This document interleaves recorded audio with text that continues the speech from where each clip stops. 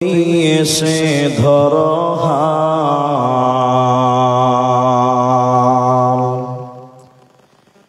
দিনের তরি যাইরে ডুবি এসে ধরো হাল। এসো যুবক এসো সেবক এসো মায়ের লাল, এসো যুবক এসো সেবক এসো মায়ের লাল। দিনের তরি যাইরে ডুবি এসে ধরো হাল। এসো যুবক এসো সেবক এসো মায়ের লাল, এসো যুবক এসো সেবক এসো মায়ের লাল। আজ মুসলমানকে যাই না চিনা তার কাটিং শাটিং এ, হালাল ফেলে বেতেছে সব বদারা ফিঙে। জাতি কুল সবেদের হাতে হলো রে পয়মাল। এসো যুবক এসো সেবক এসো মায়ের লাল, এসো যুবক এসো সেবক এসো মায়ের লাল। আজ পূবের দেশে ঘর বেদেশে পশ্চিমী সভ্যতা, তাই নাদানেরা খুব মেতেছে করাতে ভদ্রতা। বুঝলি না রে বুঝবি রে তো,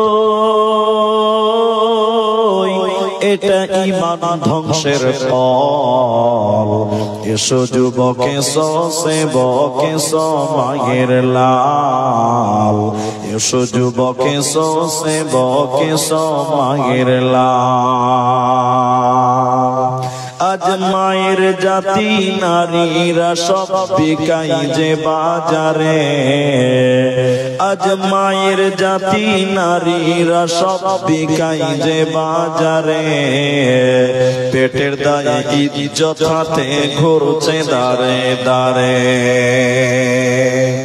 লোকে টাকার লোভ দেখিয়ে করছে না যে হাল। এসো যুবক এসো সেবক এসো মায়ের লাল, এসো যুবক এসো সেবক এসো মায়ের লাল। দিনের তরি যাইরে ডুবি এসে ধরো, এসো যুবক এসো সেবক এসো মায়ের লাল, এসো যুবক এসো সেবক এসো মায়ের লাল।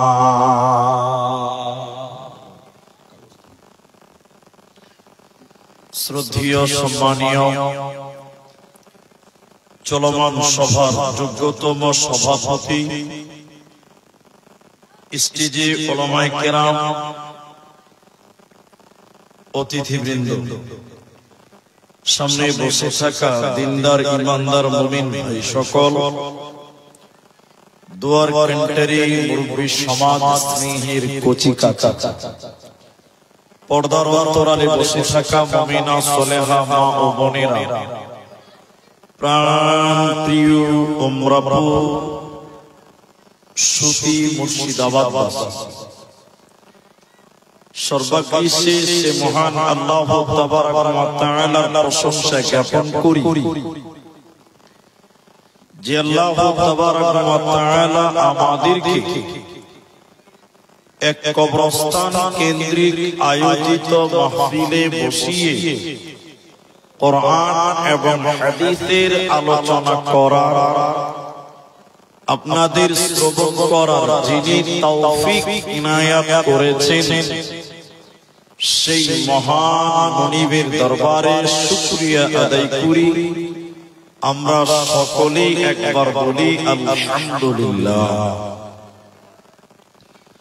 দরুদ ও সালাম বর্ষিত হোক শেরকারে কায়নাত তাজদারে মাদানী নবী কুল শিরোমণি ইমামুল আম্বিয়া, নবী মক্কি, নবী মাদানী, নবী আহমদ, নবী মুহাম্মদুর রাসূলুল্লাহ সাল্লাল্লাহু আলাইহি ওয়াসাল্লাম। মোহতারাম ভাইও বুজুর্গ দোস্ত যারা দাঁড়িয়েছে, আবারও বলছি আপনারা বসে, আল্লাহর রাস্তায় বসে, এটা দাঁড়িয়ে থাকার জায়গা নয়।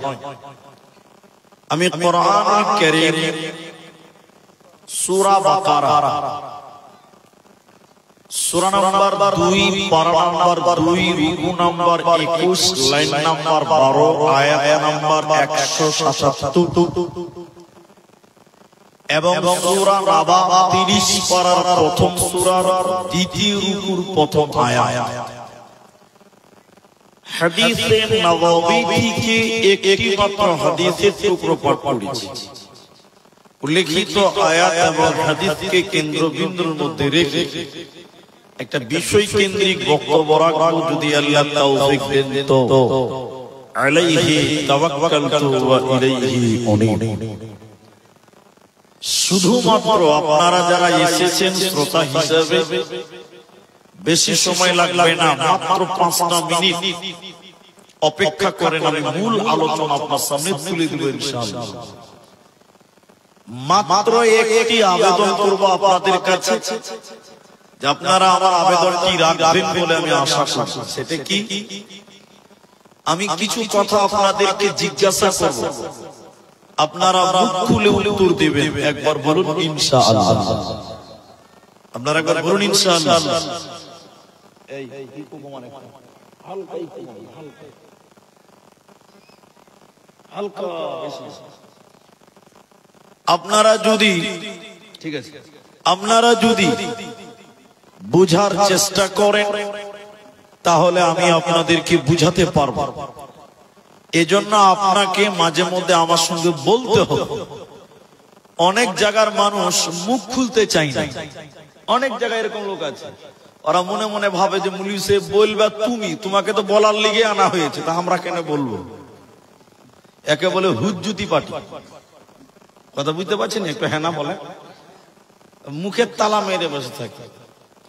আর মুর্শিদাবাদের লোক, নবাবের জেলার লোক, এরা নাকি খুব চালাক, কিন্তু আমি কোন জায়গাতে চালাক প্রমাণ পাইনি।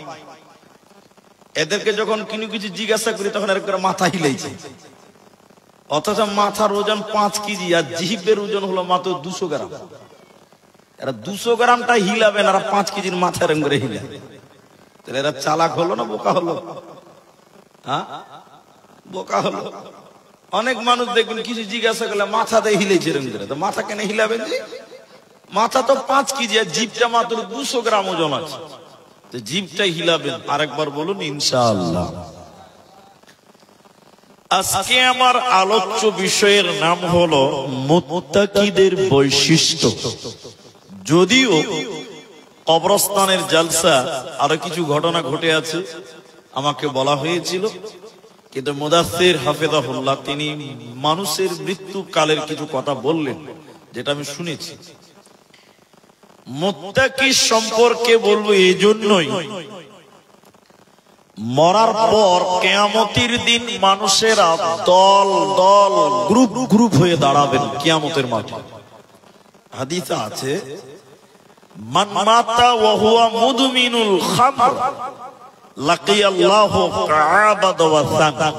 আল্লাহর রাসূল বলেছেন, যারা দুনিয়াতে মদ পান করে ওরা কিয়ামতের দিন মূর্তি পূজকদের সাথে দাঁড় হবে।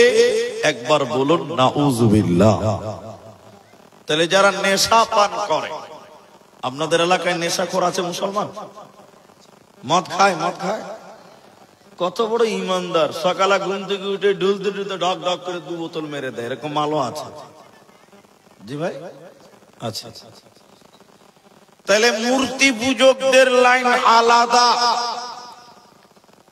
সাবিরিনদের লাইন আলাদা, মুহতাদুনদের দল আলাদা, মুমিনুনদের দল আলাদা, মুফলিহুনদের দল আলাদা, মুত্তাকিদের দল আলাদা।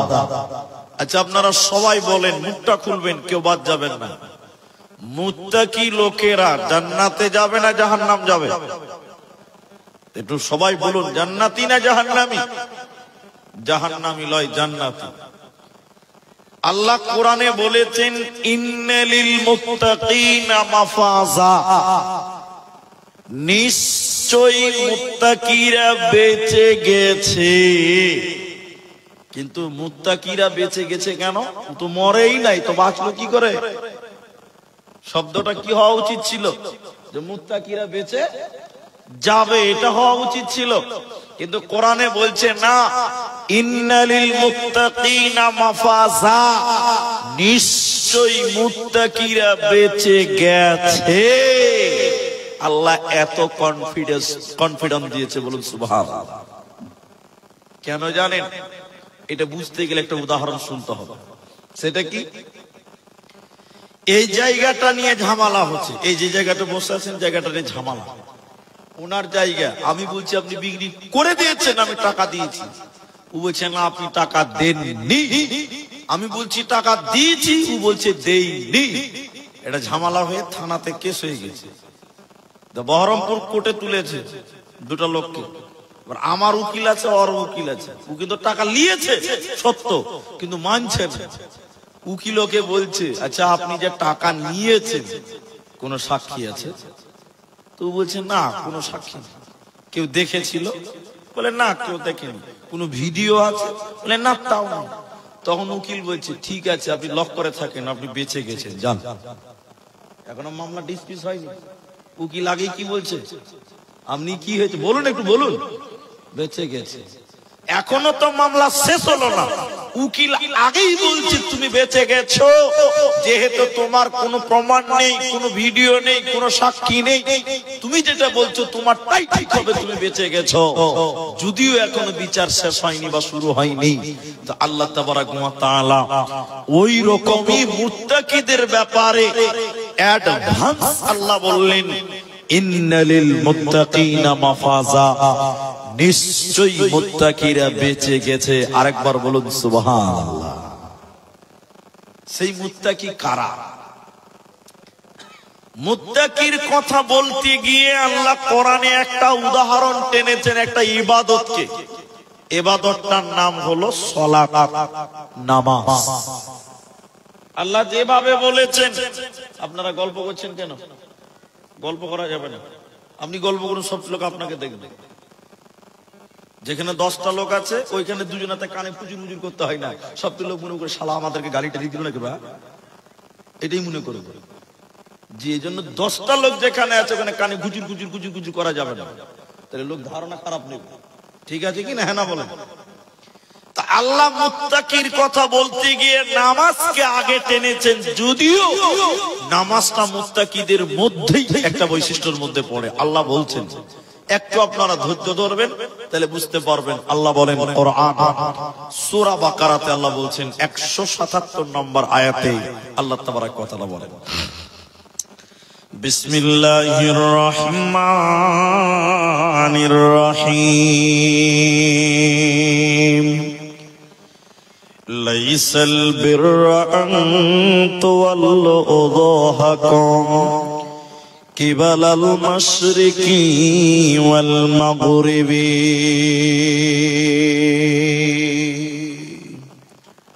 আল্লাহ তাবারাক ওয়া তাআলা বলেন,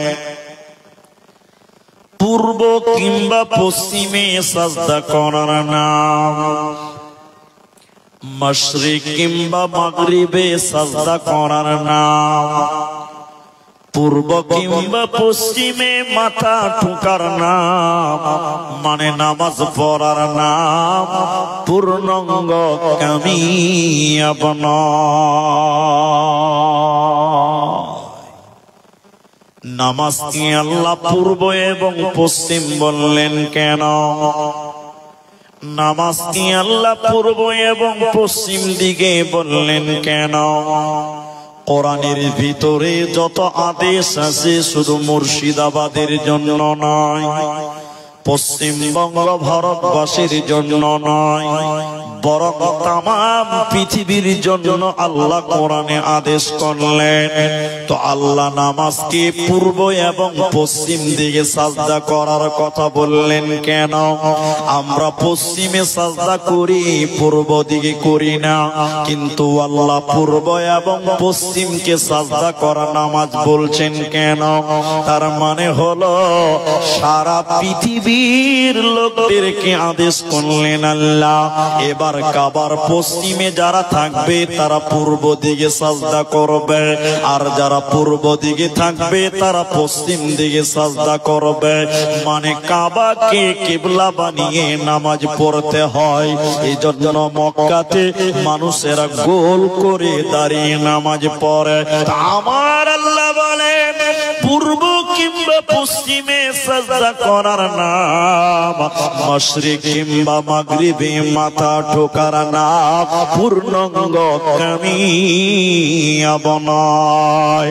তার মানে একটা লোক নামাজ পড়লো, ওই লোকটা জান্নাতে যাবে যাবে যাবে, এই গ্যারান্টি পৃথিবীর কেউ দিতে পারে না, পারে না, পারবে না।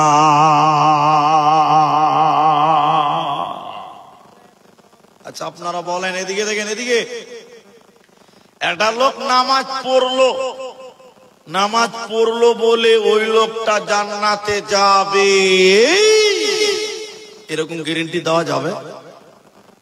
এরা কথা বলে না রে ভাই। আমি তো আগেই বলেছি আপনাকে কথা বলতে হবে। নামাজ পড়লো বলেই লোকটা জান্নাতে যাবে, এই গ্যারান্টি পৃথিবীর কোন মূলবিও দিতে পারবে না। যেমন আপনাকে বুঝাবার জন্য বলি, একটু দেখেন আমার দিকে তাকান, অন্যদিকে দেখবেন না। আজকে উমরাপুরে জলসা, এই গ্রামের যেগুলো জামাই শ্বশুর ঘরে জালসা, জালসাতে এসেছে, আসেনি? এরা কথা বলে এসেছে, খালি এরকম মাথা হিলাইছে, খরিদ্দার খুব চালু লয়। তো যে জামাই গুলো গ্রামে জালসাতে এসেছে, এখন শ্বশুর গ্রামে জালসা, মসজিদে এসার আজান দিয়েছে, তো জামাই গুলো মনে মনে ভাবছে, আরে শ্বশুর গ্রামে জালসা, যদি নামাজটা না পড়ি তো শ্বশুরের মান সম্মান থাকবে না। অনেক নতুন জামাই শ্বশুরকে দেখাবার জন্য মসজিদে নামাজ পড়েছে। আচ্ছা বলুন, এরকম নামাজি এলাকাতে আছে না নাই? সবাই বলুন। অনেক মানুষ বিয়াই বাড়ি জালসা, আজকে বিয়াই গ্রামে জালসা, বিহাই জি দাওয়াত করেছে, এখন এসেছে দেখছে বিহাইয়ের সাথে যদি ঘুরে বেড়ায় নামাজটা না পড়ি তো মান সম্মান থাকবে না। এখন কিছু মাল আছে দেখবেন ওই বিহাইকে দেখাবার লিগে মসজিদে নামাজ পড়তে ঢুকেছে। আচ্ছা বলুন, এরকম মাল কিছু এলাকাতে আছে না নাই? আচ্ছা বলুন, এই নামাজ পড়ে আল্লাহ জান্নাত হবে? বলুন চলুন। তাহলে সব নামাজ আল্লাহর কাছে কবুল হবে না, সব নামাজ আল্লাহর কাছে কবুল হয় না। কিছু কিছু নামাজ আছে ওর মাথার উপরেই যাবে না। যেমন আপনারা খুব সূক্ষ্মভাবে বুঝার চেষ্টা করবেন, এক ফেরিওয়ালা মানে হকার, গায়ে হকারি করে বেড়ায়। বহুদিন আগেকার কথা বলছি, এটা বহুত আগেকার কথা। আসরের নামাজ শেষ হয়ে গেছে, দ্বিতীয় জামাত চলছে, তা আমি হতভাগা ওই নামাজে দাঁড়িয়েছি, আসরের নামাজ বিকাল বেলা। ওই হকার উজু করে তাড়াহুড়া করে আসলে আমার পাঁজরে দাঁড়িয়ে গেছে। তা আগেকার জামানায় নোকিয়ার মোবাইল ছিল না, ছোট 1100 মডেলের, ও খালি রুকু থেকে উঠেছে নামাজে, সামি আল্লাহু লিমান হামিদা, টুংটুং করে ফোন বেজেছে। ও হকার নামাজ পড়তে পড়তে পকেট থেকে মোবাইল বার করে রিসিভ করে বলছে, হাগো নামাজটা পড়তে দাও। আচ্ছা বলুন, এই নামাজ মাথার উপরে যাবে? সবাই বলুন। তাহলে সব নামাজ আল্লাহর কাছে কবুল হবে। আল্লাহ কোরআনে বলেছেন, ফাওয়াইলুল লিল মুসাল্লিন, সূরা মাউনের ভিতরে আম্মা পাড়ায় আছে, ওয়াল নামে একটা জাহান্নাম আছে, ওই জাহান্নামে চোর যাবে না, মাতাল যাবে না, জেনাকারী যাবে না, ডাকাত যাবে না, লুচ্চা যাবে না। ওই জাহান্নামে যাবে কারা? শুধুমাত্র নামাজ পড়নেওয়ালারা। তাহলে ওয়াইল নামক জাহান্নামে কারা যাবে? যারা নামাজ পড়েছে দুনিয়াতে তারাই জাহান্নাম যাবে। তার মানে বোঝা যায় সব নামাজ আল্লাহর কাছে কবুল হয় না। এই জন্য আমার আল্লাহ বলেন পূর্ব কিংবা পশ্চিমে সাজদা করার নাম নামাজ পড়ার নাম পূর্ণাঙ্গ কামিয়াব না।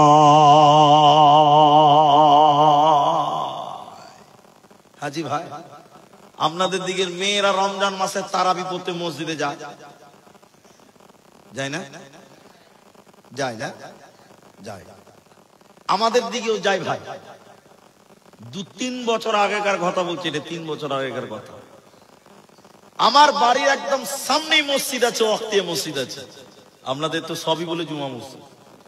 হাজি এদিকে খুব সমস্যা গেল, মসজিদে যে একটু খুচুর খুচুর হয়ে গেছে, যাবে আজান দেয় তো বাড়ির সামনে, বারান্দাতে বলছে আল্লাহ জমশেদ ভাই আজান কেনে দিছো জি? বলছে শালার কে মসজিদে যাবো না, শালা জুমা চালু কেটে। ঠিক বললাম না? না একটু হ্যাঁ না বলে? এই যে বর্তমান গ্রামগঞ্জের অবস্থা। তো আমি আমার স্ত্রী কিনে তারাবি পড়তে গেছি। তারাবির আগে একটা নামাজ আছে, ওই নামাজটার নাম কি আপনারা বলেন? ইশারের নামাজ। কে বলছে মাগরিবের নামাজ? ইশারের নামাজ। তো আমি তো আমার দিকে চলে গেলাম ভিতরে, আমার স্ত্রী তার আমার পাঞ্জরে দাঁড়াবে না, ওটা মেয়েদের দিকে দাঁড়াবে। তো আমার স্ত্রী গল্পটা আমাকে শোনাচ্ছে, ওটা আপনাকে 2 মিনিটও লাগবে না শুনবে। তো যে পায়ে পা লাগিয়ে তারপরে আল্লাহু আকবার বলে তাকবীরে তাহরিমা বানতে হবে, ঠিক কিনা বলে? তো আমার স্ত্রী যে এদিকে দেখেন, এদিকে দেখেন, আগে যে সব মেয়েরা নামাজ পড়ছে, জামাত চলছে এসারে, আমার স্ত্রী যে আগে পায়ে পা লাগিয়েছে, তারপর নিয়ত বানবে। যে পা লাগিয়েছে তো পাঞ্জরের মেয়েটা পাটা টেনে দিচ্ছে, পা লাগাবে না। তা আমার স্ত্রী মুলবির বহু আর বক্তার বহু আর পাওয়ার কম আছে জানে, ও কি কম বড় আলে? আবার পা লাগিয়েছে, মেয়েটা আবার পা টেনে নিয়েছে। তো আমার স্ত্রী বড় বড় করে দেখছে, গল্পটা আমাকে শোনাচ্ছে আর কি। আবার পা লাগিয়েছে, তো কবার হলো? 3 বার হয়েছে। মেয়েটা তখন আবারও পা টেনে নিয়েছে। তখন আমার স্ত্রী বলছে নামাজে পায়ে পা লাগাও। ওই মেয়েটা কিন্তু নামাজ পড়ছে। আমার স্ত্রী বলছে পায়ে পা লাগাও। তখন ওই মেয়েটা এরকম নিয়ত বেনে বলছে আমি নামাজে পায়ে পা লাগাই না। নামাজ হবে? এরা বলে না নামাজ হবে। তাহলে এই নামাজ মানুষের মাথার উপরে যাবে না। আল্লাহ কোরআনে বললেন লাইসাল বিররা আন তুওয়াল্লু উযুহাকুম কিবালাল মাশরিকি ওয়াল মাগরিবি, পূর্ব কিংবা পশ্চিমে মানে কাবার দিকে সাজদা করার নাম, মানে নামাজ পড়ার নাম পূর্ণাঙ্গ কামিয়াব না। আর একটা কথা বলি, নামাজের গুরুত্ব নেই? একটু বলুন, আছে না নামাজের গুরুত্ব নেই? তো নামাজ পড়লেই হবে না, তাহলে কি নামাজের গুরুত্ব নেই? আছে। এই হাদিসটা শুনেন, ঈমান বৃদ্ধি হবে। মুহাম্মাদুর রাসূলুল্লাহ বৃহস্পতিবারের দিন তিনার শরীরে জ্বর আরম্ভ হলো। বৃহস্পতিবার চলে গেল, শুক্রবার জ্বর যেন বাড়লো, শনিবার জ্বর যেন আরো বেড়ে গেল। রবিবার দিনের বেলায় নবীজির শরীরে এতটাই জ্বর, এই জ্বরের কারণে বিশ্ব নবী থরথর করে করে যেন কাঁপছে। রবিবার সারা দিন চলে গেল, নবীজির জ্বর যেন কমে না, আরো বেড়ে গেল, আরো বৃদ্ধি হলো। বিশ্ব নবী রবিবারের রাত্রিতে এতটাই জ্বর, এত পরিমাণের জ্বর, নবীজি অজ্ঞান হয়ে যায়। বিশ্ব নবী জ্ঞান হারা হয়ে গেলেন, নবীজি অজ্ঞান হয়ে যায়। আল্লাহ নবী জ্বরের কারণে বেহুশ হয়ে যায়। এই অবস্থাতে কখনো জ্ঞান ফিরে, কখনো জ্ঞান হারিয়ে যায়। আল্লাহর নবী রবিবারের রাত্রি বেলা তাহাজ্জুদের নামাজ পড়ে নিলেন, আর নিজে নিজে ফজরের নামাজ পড়ে নিলেন। বিশ্ব নবী যেন অজ্ঞান হয়ে গেল। নবীজির শরীরে এতটাই জ্বর, মা আমার, বোন আমার, বিশ্ব নবী অজ্ঞান হয়ে গেলেন। নবীজি জ্ঞান হারিয়ে বেহুশ হয়ে পড়ে আছেন বাড়িতে। এমন সময় মসজিদে নববীতে হযরতে বেলাল ফজরের আযান দিয়েছে। একজন একজন করে সাহাবী মসজিদে এলো, বিশ্ব নবীর জন্য অপেক্ষা করে। নবীজি আসবেন, ইমামতি করবেন, নামাজ পড়াবেন, নবীজির জন্য যেন অপেক্ষা করছে। কিন্তু আল্লাহর নবী এত জ্বর, জ্বরের কারণে নবীজি অজ্ঞান হয়ে আছে, আযান শুনতে পাই নাই। সাহাবীরা নবীজির অপেক্ষা করতে করতে বিশ্ব নবীকে না পাওয়ার কারণে সাহাবীরা হযরতে আবু বকরকে ইমাম বানিয়ে তারা নামাজ আরম্ভ করলেন। আল্লাহর নবী যেন জ্ঞান ফিরে পেল। নবীজির জ্বর এত পরিমাণ, নবীজি হুঁশ ফিরে পেলেন, জ্ঞান ফিরে পেলেন। আল্লাহর নবী বলেন, আয়েশা রে, এখন কোন টাইম রে আয়েশা? মসজিদে নববীতে কি ফজরের আযান দিয়েছে রে আয়েশা? আম্মা জান আয়েশা বলেন, ইয়া রাসূলুল্লাহ, ইয়া হাবিবাল্লাহ, দয়ার নবী শুনিলেন অনেকক্ষণ আগে আযান হয়েছে। সাহাবীরা মসজিদের ভিতরে আপনার অপেক্ষা করতে করতে আপনাকে না পাওয়ার কারণে আমার আব্বা আবু বকরকে ইমাম বানিয়ে নামাজ আরম্ভ করেছে। সাহাবীরা কাঁদতে কাঁদতে নামাজে বিকুল হয়ে গেল। আল্লাহর নবীর শরীরে এতটাই জ্বর, নবীজি দাঁড়াতে পারেন না। মা আমার, বোন আমার, নবীজি দাঁড়াতে চাইছে, দাঁড়াতে পারেন না। নবীজি বললেন, আয়েশা রে, আমাকে একটু ধরো, আমি যাব মসজিদে নববীর দরজা। আম্মা জান আয়েশা বলেন, নবীজিকে ধরা হলো উঁচু করে, মসজিদের দরজার দিকে তাকিয়ে থাকলেন। আবু বকর বুঝলেন বিশ্ব নবী পেছনে দাঁড়িয়ে আছে। সাহাবীরা কাঁদতে কাঁদতে নামাজে একাকার।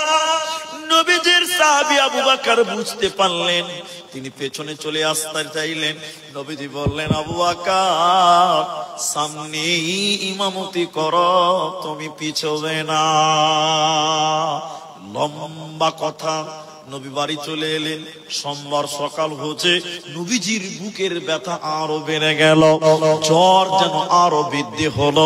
নবীজি বললেন, আয়েশা রে, তুমি আমার মেয়ে, আমার বেটি ফাতেমাকে খবর দাও। তিনি হুজরাতে এলেন। নবীজির বুক উঁচু হয়ে গেছে। নবীজির মৌতের জ্বালা, মৌতের ব্যথা, মৃত্যুর যন্ত্রণা নবীজি অনুভব করছেন, জ্বর। আম্মা জান আয়েশা বলেন, বিশ্ব নবী আমার উরুরানের উপরে মাথা দিয়েছিল, আমি কাপড় ভিজিয়ে নবীজির কপালটা যেন বারবার মুছে দিচ্ছিলাম। নবীজির শরীরে যেন বল শক্তি নাই। নবীজি বললেন, আয়েশা রে, তুমি আমাকে মিসওয়াক চিবিয়ে দাও, দাঁতন চিবিয়ে দাও, আমার মুখে দুর্গন্ধ মনে হচ্ছে, জিবরাইলের আসতে অসুবিধা হচ্ছে। আম্মা জান আয়েশা বলেন, আমি নিজের মুখে দাঁতন চিবিয়ে দিলাম। এই দাঁতন মিসওয়াক বিশ্ব নবীর মুখে ব্যবহার হলো। নবীজির বুক উঁচু হয়ে গেছে। নবীজি ছটফট করেছে, মৃত্যুর জ্বালা, মৌতের জ্বালা, মৌতের ব্যথা, মৌতের বেদনা। নবীজির শরীরে কোনো শক্তি নাই। কাঁদতে কাঁদতে নবীজি অজ্ঞান হয়ে যায়। নবীজি মৃত্যুকাল কালে তিনি কাঁদতে কাঁদতে কাঁদতে কাঁদতে কাঁদতে কাঁদতে বলেছিলেন, উম্মত রে তোমরা শুনে নাও, আসসালাত আসসালাত ওয়া মা মালাকাত আইমানুকুম, নামাজ নামাজ নামাজ, আমার উম্মত নামাজ ছাড়বে না। বিশ্ব নবী মৃত্যুকালে নামাজের কথা বলে দুনিয়া ছেড়ে বিদায় হয়ে যায়। একই দারুণ বিধি বিধি রে আমার, আইনা বিজির ইন্তিকালে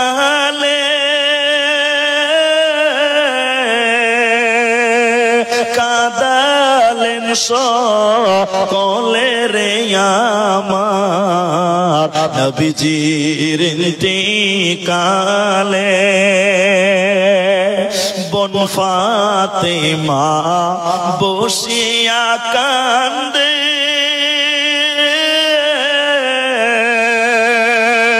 আঁচল ভিজায় চোখেরই জলে, নবীজির ইন্তিকালে ও কি দারুণ বিধি বিধি রে আমার। হাসান কান্দে হুসেন রে কান্দে,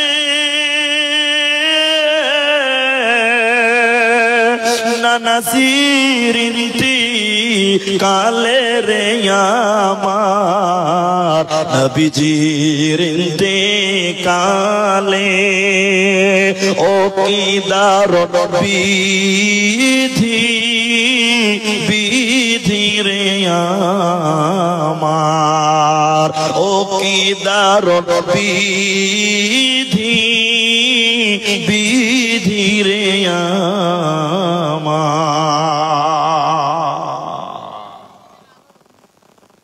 নবীজি মৃত্যুকালে নামাজের কথা বলে চলে গেছেন।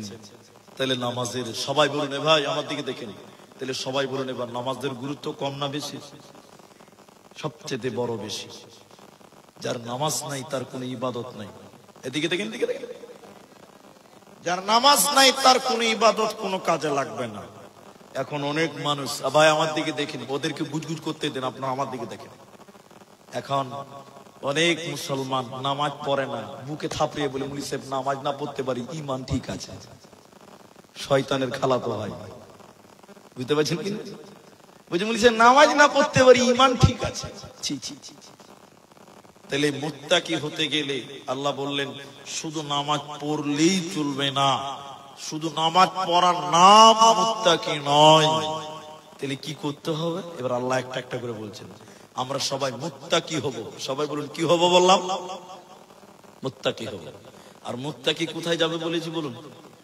জান্নাতে যাবে। আপনারা মুখটা খুলবেন ভাই, খালি তেল ভর্তি হবে নাকি খালি গাড়িতে ঘন ঘন করে? জি, একবার বললেই তো হয়ে যায়। আল্লাহ বলছেন তোমরা যদি মুত্তাকি হবে তোমাদের কি করতে হবে? আল্লাহ বলেন শুধু নামাজ নয়, আরো আছে। কি আল্লাহ বলছেন? ওয়ালাকিন্নাল বিররা মান আমানা বিল্লাহ ওয়াল ইয়াউমিল আখির ওয়াল মালাইকা ওয়াল কিতাবি ওয়ান নাবিয়্যিন। আল্লাহ তাবারাক ওয়া তাআলা বলেন যদি তোমরা মুত্তাকি হবে রে, তোমাদের পাঁচটি ব্যাপারে তোমাদের ঈমান রাখতে হবে। সবাই বলুন কয়টা বললাম? পাঁচটা। কয়টার উপরে ঈমান রাখবো আমরা? পাঁচটা। যদি মুত্তাকি হবে তো আল্লাহ এক নাম্বার বলেন মান আমানা বিল্লাহ, আল্লাহর উপরে ঈমান।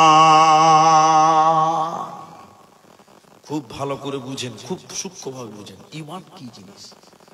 আমরা বলুন তো, আমরা ঈমান এনেছি না আমরা ঈমান পেয়েছি?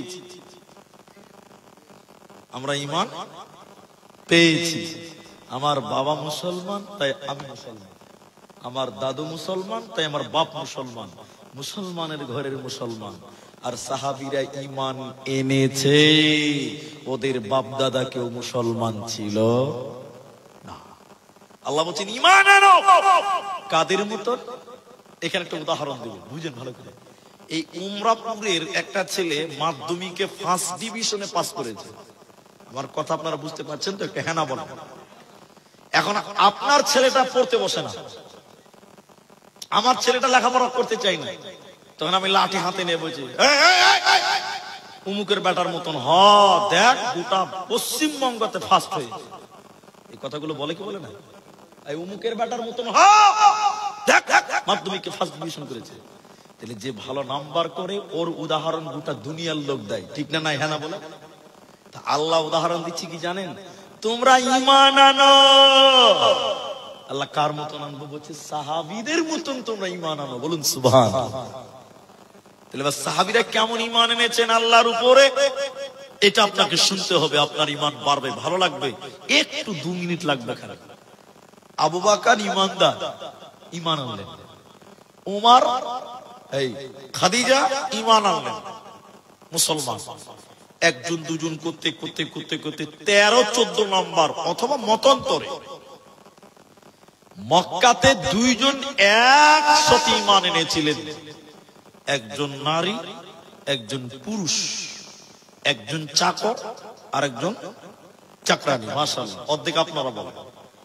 একজন নারী, একজন পুরুষ, একজন চাকর আর একজন স্বামী আর একজন স্ত্রী। এরা 2 জন ঈমান আনলেন। আপনাদের এলাকার যারা নেতা, এখন তো তৃণমূলের ক্ষমতা নাকি ভাই, পার্টির কথা বলা যাবে না, জালসা খুব সমস্যা। দেখবেন যারা নেতা, নেতাদের পেছনে 2-4টে চেলা ঘুরে বেড়াবে, খানাটা ঘুরে বেড়াবে। ও নেতার থেকে চেলারই পাওয়ার বেশি। আমি ঠিক বললাম না? এখানে বলেন একটু। নেতা খুব ভালো, কিন্তু নেতার সৈন্য পান্ন যারা আছে একদম বুঝে কত বড় নেতা, ও ভাবছে যে আমি অভিষেক ব্যানার্জি, ঠিক না? এখানে বলে এরকম ব্যাপার দেখা। তো আবু জাহাল নেতা, ওর সঙ্গে কিছু চুঙ্কু পাঙ্কু ঘুরে বেড়াবে, ও ভাবছে যে আমি খুব বড় মানুষ। এরা 2 জন যখন ঈমান আনলেন স্বামী স্ত্রী, স্বামীর নাম হযরতে ইয়াসির রাদিয়াল্লাহু তাআলা আনহু, বিবির নাম হযরতে সুমাইয়া রাদিয়াল্লাহু তাআলা আনহা। ও মা, ও বোন, দেখেন মেয়েরা কেমন ঈমান এনেছিলেন। আবু জেহেলের লোকেরা আবু জেহেলকে গিয়ে বলল, নেতা তুমি মুহাম্মাদের আল্লাহর ঈমানের দাওয়াত বন্ধ করতে পারবে না। বলে কেন পারবো না? তুমি জানো না নেতা, এই মক্কা নগরীতে কোন চাকর চাকরানীরাও আল্লাহর উপর ঈমান আনছে। তুমি জানো না এখন গোলামেরাও আল্লাহর প্রতি ঈমান আনছে। তুমি জানো না? ও বোন আমার, বেটি আমার, ভাতিজি আমার, শুনেলেন? আবু জেহেল বলল, কে ঈমান এনেছে বল? বলে সুমাইয়া এবং তার স্বামী ইয়াসির। হ্যাঁ, বেঈমান আবু জেহেল সহ্য করতে পারল না, পুরো এলাকাতে এলান করে দিল, অমুক দিন অমুক টাইমে অমুক মাঠে এলাকার মানুষেরা জমা হয়ে যাবে, কেউ যেন বাধা না যায়। আবু জেহেলের কথা মতো পুরো এলাকার মানুষ একটা ময়দানে একদিন জমা হলো।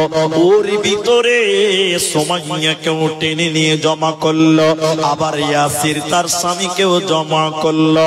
শত শত মানুষের ভিড়ে দেখেন মহিলা কেমন আল্লাহর উপরে ঈমান এনেছিলেন। বোন আমার, আবু জাহাল সুমাইয়াকে বলল, সুমাইয়া রে, তুই আল্লাহর উপরে ঈমান এনেছিস রে, তুই ঈমান ছেড়ে দিবি কি দিবি না বল? হযরত বিবি সুমাইয়া বললেন, জি না, আল্লাহর প্রতি ঈমান এনেছি, আমি জীবন দিব, আমার কল্লা চলে গেল আমি আমার আল্লাহ ছাড়ব না। বিবি সুমাইয়াকে বেঈমান আবু জাহাল বারবার সতর্ক করলো, শুনলো না। শেষের বেলায় আবু জাহাল বলল সুমাইয়া তুমি যদি ঈমান ছেড়ে না দাও এত মানুষের ভিড়ে তোমাকে ল্যাংটা করে দিব, উলঙ্গ করে দিব, বিবস্ত্র করে দিব, নগ্ন করে দিব, তোমাকে অপমান করে দিব। সুমাইয়া রে তুমি ঈমান ছেড়ে দিবে কি দেবে না? ও বোনেরা এইদিকে দেখেন, আমার দিকে তাকান। সুমাইয়াকে বললেন ঈমান ছেড়ে দে, না হলে আজকে হাজার হাজার মানুষের সামনে তোমাকে ল্যাংটা করে দিব। একবার বলবেন না নাউজুবিল্লাহ? সুমাইয়া কানতে কানতে মাথা যেন মাটির দিকে করলেন। বেঈমান আবু জাহাল আবার সুমাইয়াকে বললেন সুমাইয়া রে তুই ঈমান ছেড়ে দিবি কি দেবে না বল? হযরতে সুমাইয়া মাথা নেড়ে মানা করলেন ঈমান ছাড়ব না, জীবন চলে গেল। এদিকে দেখেন বেঈমান আবু জাহাল বিবি সুমাইয়ার মাথা থেকে যেন কাপড় খুলতেছে। কাপড় খুলতে খুলতে পুরো শরীরের কাপড় খুলে ল্যাংটা করে দিল শত শত মানুষের ভিড়ে। বিবি সুমাইয়াকে উলঙ্গ করে দেওয়ার পর বিবি সুমাইয়ার মাথায় মারে নাই, পিঠে মারে নাই, হাতে পায়ে মারে নাই। বেঈমান আবু জাহাল শত শত মানুষের ভিড়ে বিবি সুমাইয়াকে ল্যাংটা করার পর পেশাবের রাস্তাতে লজ্জাস্থানে বর্রম ঢুকিয়ে দিয়ে, তলোয়ার ঢুকিয়ে দিয়ে গণধর্ষণ করে পৃথিবী থেকে বিদায় করে দিয়েছিল। তারা আল্লাহর উপরে ঈমান এনেছিলেন। তাই আমার আল্লাহ বলেন যদি তোরা মুত্তাকি হবি উমরাপুরের বেটিরা, আল্লাহ বলেন বান্দিরে সুমাইয়ার মতন তোমাদের ঈমান আনতে হবে। জীবন চলে গেলেও ঈমান ছাড়বে না, ছাড়বে না, ছাড়বে না। এটা ছিল